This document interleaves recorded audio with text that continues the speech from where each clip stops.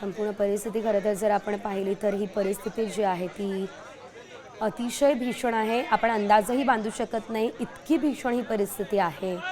आणि त्यामुळे या ठिकाणी जे प्रत्यक्षदर्शी होते, त्या ठिकाणी जे उपस्थित होते, आजूबाजूचे नागरिक होते, त्यांना सुद्धा या घटनेसंदर्भात विचारण्याचा प्रयत्न केला तर त्यांनी सुद्धा अगदी नेमकं काय घडलं, काही क्षणांमध्ये होत्याचं नव्हतं झालं, काही नेमकं काय घडतंय हे समजून घेण्यासाठी सुद्धा वेळ नाही मिळाला, असंच या ठिकाणच्या प्रत्यक्षदर्शींचं म्हणणं असल्याचं देखील आपण पाहिलेलं आहे। मात्र आता पंतप्रधान नरेंद्र मोदी यांच्या या दौऱ्यानंतर नेमका काय निर्णय घेतला जातो आणि अशा प्रकारच्या घटना घडू नये यासाठी काही उपाययोजना केल्या जातात का हे बघणं अतिशय महत्त्वाचं असेल। पंतप्रधान नरेंद्र मोदी यांनी काही विशिष्ट अशा सूचना सुद्धा अधिकाऱ्यांना दिलेल्या आहेत। दुर्घटनास्थळाची पाहणी करत असताना त्यांनी अधिकाऱ्यांसोबत संवाद साधलेला आहे।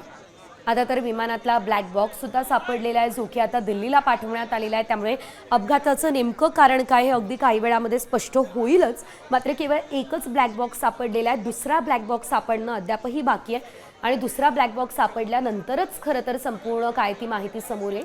मात्र आता अपघाताबाबत अधिकाऱ्यांनी संपूर्ण माहिती पंतप्रधान नरेंद्र मोदी यांना दिलेली आहे आणि काही वेळ पंतप्रधान नरेंद्र मोदी त्या ठिकाणी थांबले असल्याचं देखील आपण पाहतोय। रुग्णालयात जात पंतप्रधान नरेंद्र मोदींनी जखमींची तर विचारपूस केली आहेच, मात्र आता जर आपण पाहिलं तर दुर्घटनास्थळी पंतप्रधान नरेंद्र मोदी संपूर्ण अपडेट जाणून घेत आहे।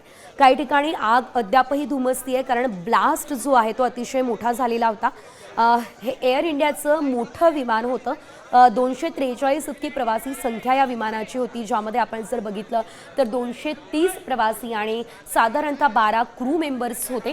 अशा प्रकारचं हे मोठं विमान होतं आणि या विमानाचा अशा प्रकारे विमान क्रॅश झाल्यानंतर अशा प्रकारे नागरिकांचा मृत्यू होणं ही अतिशय धक्कादायक बाब आहे।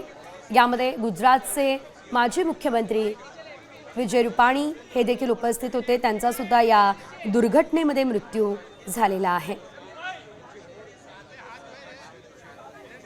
आता पंतप्रधान नरेंद्र मोदी अधिकाऱ्यांना नेमक्या काय सूचना देतात आणि यानंतर पुढे नेमका काय निर्णय घेतला जातो हे बघणं देखील तितकंच महत्त्वाचं असेल। अशा प्रकारच्या दुर्घटना घडू नये त्यासाठी काही उपाययोजना केल्या जाणार का हे पाहणंही महत्त्वाचं असेल, कारण ही जी घटना आहे ती काही पहिल्यांदा घडलेली अशा प्रकारची घटना नाही आहे। याआधी सुद्धा अशा प्रकारच्या अनेक घटना घडलेल्या आहेत, मात्र ज्या विमान दुर्घटना देशात घडलेल्या आहेत त्यातील ही दुर्घटना अतिशय मोठी दुर्घटना म्हणावी लागणार आहे, कारण यामध्ये तब्बल 265 जणांचा मृत्यू झालाय।